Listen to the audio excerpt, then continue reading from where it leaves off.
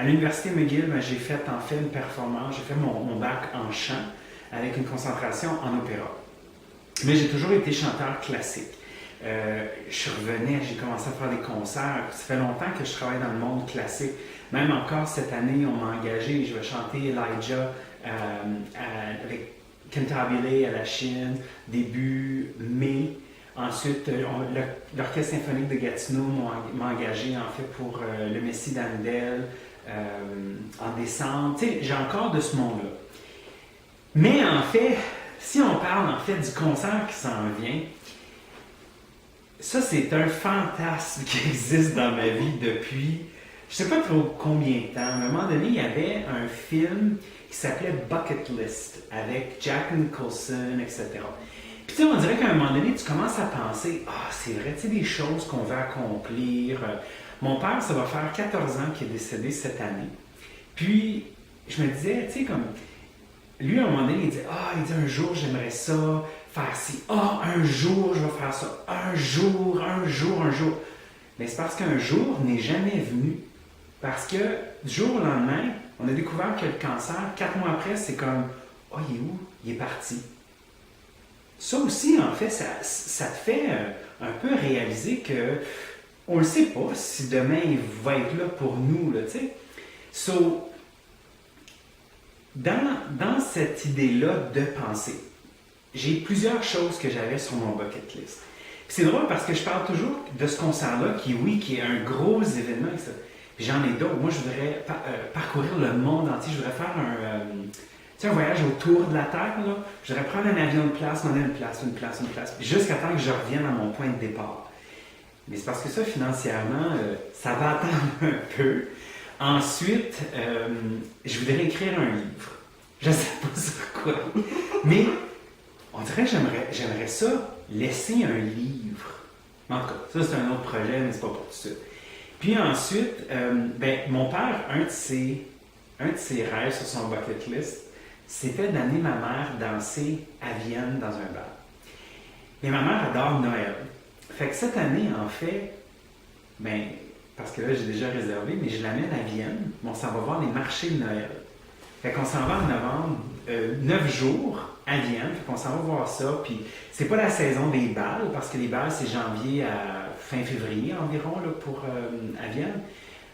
Mais on a décidé que puis on va s'habiller, je vais amener mon tuxedo, elle sa grande robe, on va se faire une soirée chic, peut-être à l'opéra ou la symphonie, on va faire des affaires super cool, puis on va aller.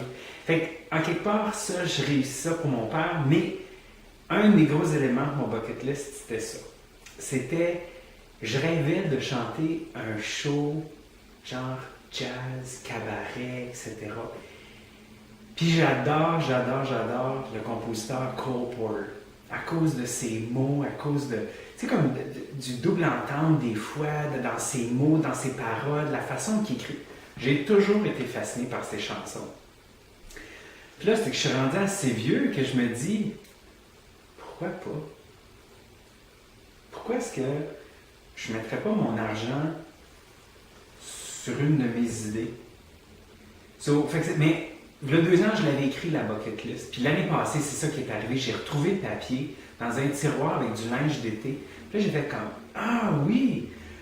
Puis là, c'est pour ça que j'ai dit, pourquoi tu le payes pas? Qu'est-ce que tu attends? Tu vas attendre que quelqu'un le fasse pour toi?